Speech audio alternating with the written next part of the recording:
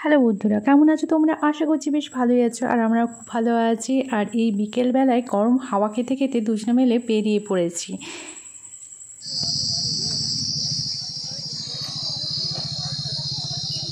চলে এসেছি ফরাডি মেলাটাতে।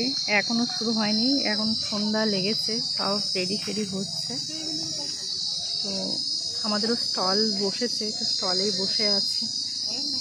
কি আশ্চর্য ব্যাপার না, ঝিঝি পোকার ডাক শোনা যাচ্ছে, আর তারও আবার দিনের বেলায়, যেটা আমরা রাত্রের বেলায় শুনি, কিন্তু ইদানিং সেটা আমরা শুনতে পাই না। এই ডাকটা আস্তে আস্তে লুপ্ত হয়ে গেছে। আর এখানে একটা খাসিয়াত হচ্ছে, চারিদিকে শাল জঙ্গল রয়েছে, আর মাঝখানে এই মাঠের মধ্যে দিয়ে প্রোগ্রাম শুরু হতে চলেছে, কিন্তু এখনও স্টার্টিং হয়নি, কিন্তু আমরা চলে এসেছি।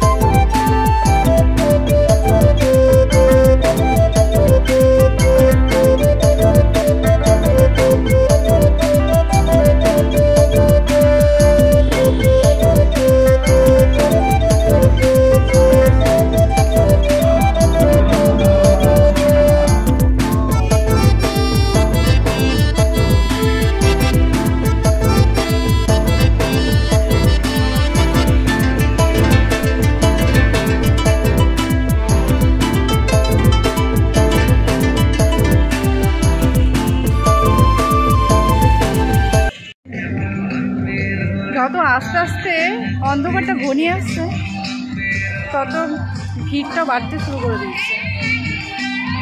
আর দেখতে পাচ্ছ এখন চারিদিকে আলো জ্বলে গেছে, দোকানপাটও সাজাতে শুরু করে দিচ্ছে, কিন্তু এখানে প্রোগ্রাম মনে হয় 8টা থেকে শুরু হবে।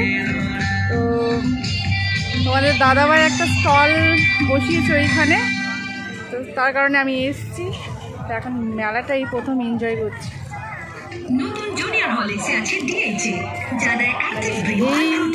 এই রকম মেলা তো কোনোদিনও চাইনি। তো এখানে একটা বেশ গ্রাম্য মেলা, তো দেখি, দেখা যাক। আমার সাথে তোমরাও দেখতে থাকো। অনেকক্ষণ হয়ে গেল, পেটে কিছু পড়েনি, পেটটা পুরো খিদেই চুই করছে। তো আমরা চলে এলাম এখানে চা খেতে, চা বিস্কিট। আর এখানে আমার একটা বেশ ভালো লাগলো, মাটির পাত্রে চা করা হচ্ছে। আমার কাছে নতুন লাগলো, তোমরা হয়তো দেখে থাকবে, কিন্তু আমার কাছে নতুন লাগলো। একটা বেশ প্রাকৃতিক জিনিস ভালো লাগলো। মাটির ভাঁড়ে আমরা চা খেয়েছি, কিন্তু মাটির পাত্রে চা করা, আর চাটাও কিন্তু সে লেভেলে হয়েছে। আর এখানটা হচ্ছে পুরো ওপেন গ্রাউন্ড, মানে খোলা আকাশের তলায় সমস্ত কিছু দোকানপাট বসেছে। তারপরে ড্রামা কম্পিটিশনটাও হবে, মানুষগুলোও সব ফাঁকা, কোনো প্যান্ডেল ট্যান্ডেল নেই। আর জঙ্গলের মাঝে চারিদিকে শাল জঙ্গল রয়েছে, বেশ ফুরফুরে হাওয়া, মানে বেশ মনোরম পরিবেশ। মানে আমার মনটা বেশ ছুঁয়ে গেল, কারণ আমার ভালো লাগলো এই গরমের মধ্যে একটা রিল্যাক্সেশন। আমার তো আমি প্রথমে নানা করেছিলাম, কিন্তু তোমার দাদাভাই আমাকে চলে এলাম। আর এই যে হচ্ছে এটা গ্রাউন্ডটা, এখানে মানুষজন এসে বসবে, এখনও বসেনি। যত রাত বাড়বে তত মানুষের ভিড় হবে। আর এখন দেখতে পাচ্ছ স্টেজ পুরো ফাঁকা, আর অনেক কিছু এখানে স্টল এসছে। আদিবাসী মানুষেরাই এখানে সব স্টলগুলো, বেশিরভাগটাই তারাই বসিয়েছে। বই স্টল রয়েছে, শাড়ি কাপড়ের স্টল রয়েছে, তারপরে এমনি দোকানদানিও, কসমেটিক্স বলো, যা কিছু খাবার দাবারও তারাই নিয়ে এসছে।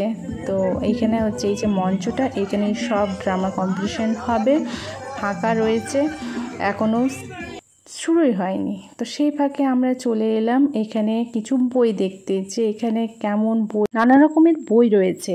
আমরা তো বই মেলাতে গেছি, বই মেলাতে আমরা অনেক কিছু বই দেখতে পাই, যে ভ্যারাইটিস রকমের, কিন্তু আমরা আদিবাসী বই মেলা কখনো আমরা যাইনি। তো সেই সুবাদে আমাদের দেখাও হয়ে গেল। এখানে আদিবাসী সমাজের যে উৎপত্তি, তাদের সংগ্রাম, তাদের জীবিকা, তাদের আচার ব্যবহার, রীতিনীতি, ধর্ম, সমস্ত কিছু এখানে আমরা দেখতে পাবো, পড়তে পারবো। এই বইগুলোতে সমস্ত কিছুই রয়েছে। আর সাঁওতালি ভাষা তো এখন স্বীকৃতি দিয়ে দিয়েছে, তো তাদের সেই এখন তো সাবজেক্টও চলে এসছে। এই সাঁওতালি ভাষার যে লিপিটা রয়েছে সেটাকে বলা হচ্ছে অলচিকি। অলচিকি ভাষা মানে হরফেও রয়েছে বই, আর এমনি বাংলাতেও বাংলা হরফেও রয়েছে। তো যদি সাঁওতালি ভাষা জানা যায়, কেউ যদি জানে তার কাছে ভালো লাগবে এই বইগুলো। খুব সুন্দরভাবে গল্প টল্পও রয়েছে। আর এখানে ছোটো ছোটো বোনরা থেকে বিভিন্ন সবাই অনেকেই অনেক কিছু স্টল নিয়ে বসেছে। তো এখানে শাড়ির স্টলও রয়েছে।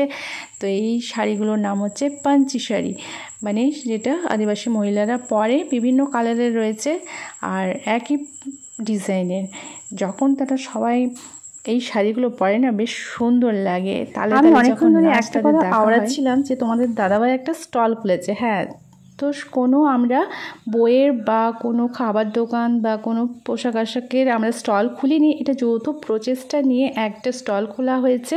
তো এই মেলাটা যেহেতু আদিবাসীদেরকে নিয়েই রয়েছে, তো এমনি মানুষও আসতে পারে, এখানে কোনো আপত্তিও নেই, সবাই এখানটাতে পার্টিসিপেট করতে পারে। তো খাস যেহেতু আদিবাসীদের নিয়ে, এখানে দেখতে পাচ্ছ আদিবাসীদের পোশাক আশাক, তারা কী কী সাজে সেই রকম জিনিসও রয়েছে, বইপত্র তো রয়েছে, আর যেসব জিনিস দিয়ে তারা বাজনা বাজায় বা বাঁশিটা, সেগুলো সমস্ত রয়েছে। কিন্তু আমরা সেটা নিয়ে নয়, আমরা হচ্ছে ফেক এসটি সার্টিফিকেট নিয়ে আমরা একটা স্টল বসিয়েছি। কারণ এখন এসটিদের নাম করে অনেকেই তারা চাকরি করছে, আমরা দেখতে পাচ্ছি। আর যারা আমরা এসটি রয়েছে তারা এই সব চাকরি থেকে আমরা বঞ্চিত হচ্ছি। অনেক মানুষেরই কিন্তু অভিযোগ থাকে যে কেন ওদেরকে কোটা দেওয়া হচ্ছে। তারা বুঝতে পারে না যে যখন আমরা দেখি যে অনেক পশু পাখি তো রয়েছে, আস্তে আস্তে তারা বিলুপ্ত হয়ে যাচ্ছে, তো সেগুলোকে সংরক্ষণ করা হয়। আমাদের এই সমাজের মধ্যে আমরা হচ্ছে মানে এই মানুষরা হচ্ছে অনেক পুরনো, তো তাদেরকে সংরক্ষণের জন্য সরকার এই সংকল্পটা নিয়েছে যে এই কোটাগুলো তাদেরকে যদি সমানভাবে দেখা হতো তো কোনো আপত্তি নেই। যদি সবাই যদি সমান চোখে দেখা হয় তাহলে এটা উঠে যাওয়াটা বেটার। ঠিকই আছে, সবাই যদি বলছে।